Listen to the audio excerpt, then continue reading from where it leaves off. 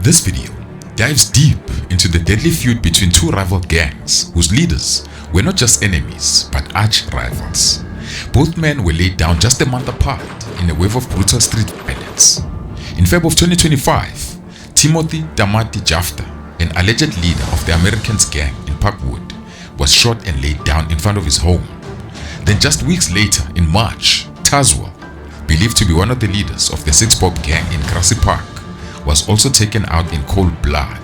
Now in this video, we break down the chain of events behind both assassinations and the deadly rivalry that led the fuse.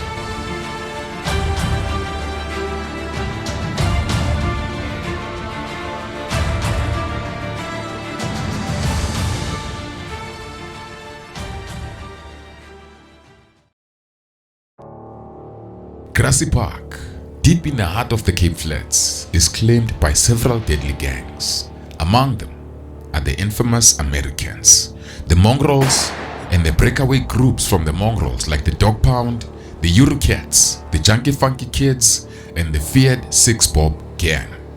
Now the SixB, reportedly led by Desmond Schwartz and his older brother Alfonso Schwartz.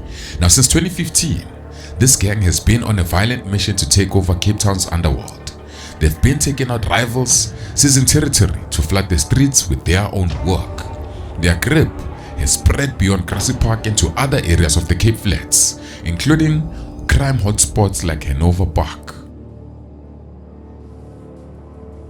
The SixB gang are known for stealing cars and pulling off drive-bys without hesitation.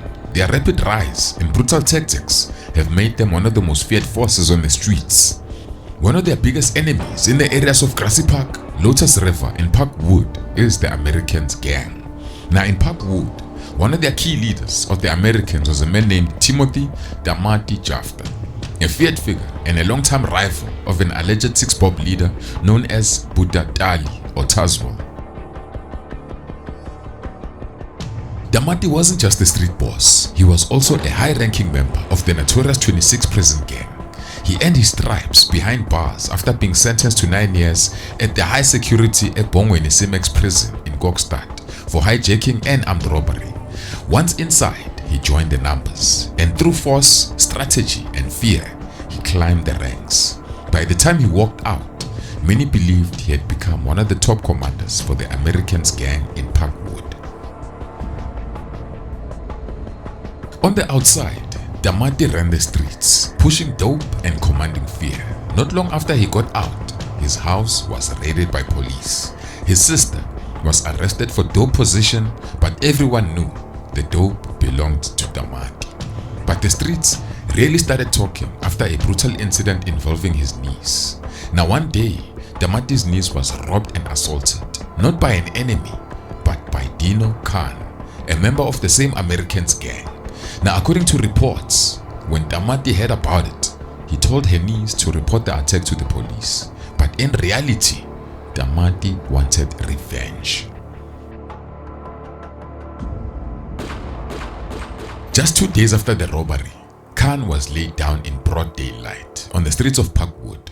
Everyone knew Tamatie likely gave the order, but no one was willing to tell the police a word. When questioned, Tamatie gave a different version of the story. He said Khan had robbed and hurt his niece, and that later that day, Khan had gotten into a fight with another American gang, a feared 27 prison gang affiliate known as Ghost. Now according to Tamatie, Ghost took matters into his own hands and killed Khan 2 days later. He added that Ghost had done work for the 27's gang before, so he wasn't someone to be crossed. Whether the story is true or not, one thing is certain, Tamatie got away with it, and in Parkwood, no one was going to snitch on him. It was a quiet night on Feb of 2025 around 11:30 p.m. when Tamatie Jaftha was parked outside his home in Wheeler Road in Parkwood. He was sitting in his Toyota RAV4 with the male passenger while a woman stood next to them outside the car. Suddenly, out of nowhere, a blue car pulled up next to them and chaos exploded. Gunmen opened fire, spraying the RAV4 with bullets. They used hammers and Uzis, hitting the vehicle in a storm of gunfire. But they weren't done. The shooters jumped out the car and walked right up to Damati, finishing off the job at close range. They wanted to make sure that he didn't survive. Damati was hit 20 times, and his passenger and the woman nearby were also hit, but somehow they survived. Word on the street spread fast. Whispers blamed the SixB gang from Grassy Park for the assassination. It was said to have been payback, a long-awaited hit in an ongoing gang war. Now, not long after the hit, the police locked onto 3 suspected members of the SixB, believed to have been behind Damati's hit. Now, investigators tracked the suspects across Hanover Park, eventually locating them at a guest house in Wynberg, where they had met up with a woman.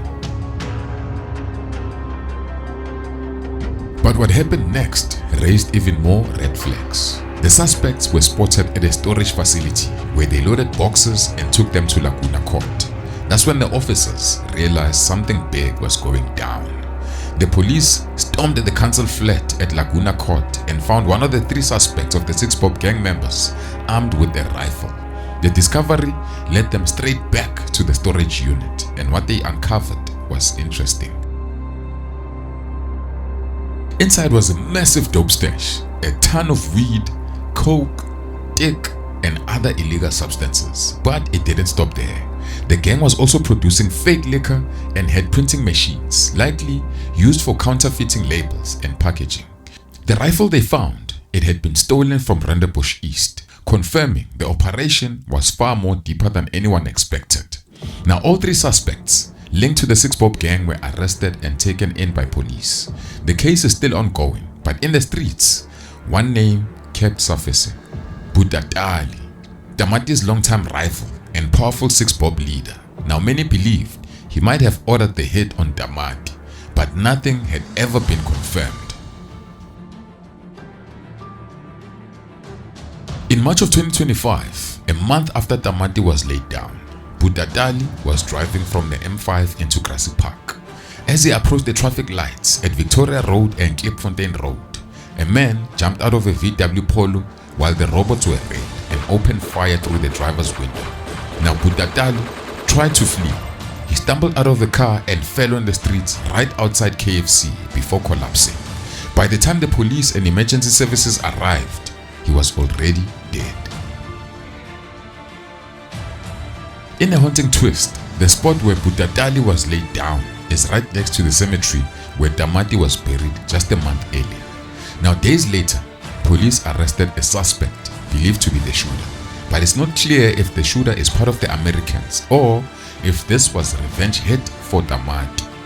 No one knows for sure, but one thing is clear: the war between the SixB and the Americans is far from over.